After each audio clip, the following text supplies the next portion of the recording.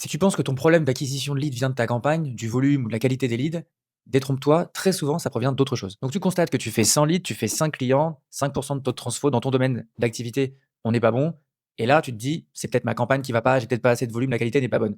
Très souvent, améliorer la campagne, ça peut tout à fait améliorer aussi le taux de transfo, mais le levier se passe souvent derrière, c'est-à-dire en process commercial. En d'autres termes, comment tes commerciaux exploitent chaque lead que tu achètes sur Google, Meta ou sur TikTok. Ce qu'on observe souvent chez Collead dans le traitement des leads, c'est une vraie lacune dans les process commerciaux. Très souvent, les leads sont mal contactés, c'est-à-dire pas au bout de 5 minutes. Ils priorisent pas non plus les meilleurs leads. Ils appellent tout et n'importe quoi. Ils font pas leur relance parce qu'évidemment, c'est un peu embêtant de relancer des gens une ou deux fois, donc ils abandonnent très rapidement. Et même faire des calls sur des prospects qui n'en valent malheureusement pas la peine. Donc tes commerciaux perdent leur temps, ils se démotivent parce qu'ils transforment pas, alors qu'en réalité, probablement qu'ils pourraient actionner des leviers pour justement activer de meilleurs taux de transformation. Donc, je vais te donner 5 choses que tu pourras appliquer avec ton équipe commerciale qui vont réellement changer la donne. Je t'en ai parlé juste avant, rappelez le plus vite possible tes leads. Ne crois pas que tu as un lead qui vient d'arriver au bout d'une minute, ça serait trop de l'harcèlement de le contacter tout de suite. Au contraire, le prospect, il a fait une demande, il se souvient de toi, il est chaud, rappelle-le tout de suite. Et d'ailleurs, c'est pas moi qui le dis, il y a des études qui montrent que tu peux augmenter jusqu'à 2 fois ton taux de conversion, je te parle de taux de signature, en appelant un lead avant les 5 minutes. En deux, préqualifie les leads. Alors, il y a plusieurs manières de préqualifier un lead. Il y a le lead qui a pris un rendez-vous et tu l'appelles juste 5 minutes pour poser quelques petites questions pour s'assurer justement qu'il ne prenne pas la place sur ton agenda alors qu'en réalité, il n'en va pas la peine. Il y a aussi maintenant des assistants IA qu'on a même d'ailleurs développés pour justement préqualifier le lead sur WhatsApp, par mail et directement prendre le rendez-vous sur le planning.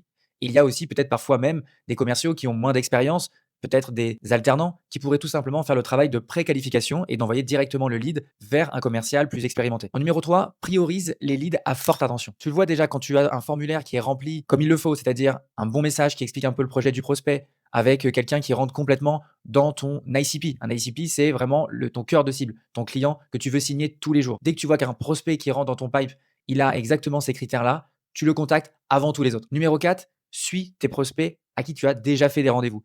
Tu as un lead que tu as payé, un commercial que tu as payé, du temps que tu as employé justement sur ce lead, tu ne peux pas ne pas faire de relance. Et quand je dis relance, c'est pas juste simplement le contacter dans 2 semaines, c'est garder un point de contact avec lui. Par exemple, 3-4 jours après, tu lui envoies un petit WhatsApp pour lui dire tiens, j'ai fait un article pour telle ou telle chose. Tiens, j'ai vu quelque chose qui peut t'intéresser. J'ai un cas client. On a fait une intervention sur tel ou tel type de client hier, je te la montre. Peu importe. L'idée, c'est de garder un contact et un fil rouge avec le prospect jusqu'à sa prise de décision. Ensuite, après, tu le relances plus frontalement en disant voilà, j'espère que tu as pris ta décision. Est-ce que ça te va si on se fait un dernier call pour justement faire un go ou un no-go? Et numéro 5, et un truc très important, concentre-toi sur tes meilleurs vendeurs. Tu as forcément 20% de tes commerciaux qui t'apportent 80% des résultats. La plupart des boîtes, moi, c'est ce que j'observe. Donc, c'est un petit peu dommage pour les autres, mais tant qu'ils n'ont pas fait leurs preuves, concentre-toi sur ceux qui te rapportent vraiment du chiffre d'affaires. Ça ne veut pas dire que tu ne peux pas envoyer des bons leads vers des commerciaux qui sont moins expérimentés, il faut leur laisser leur chance.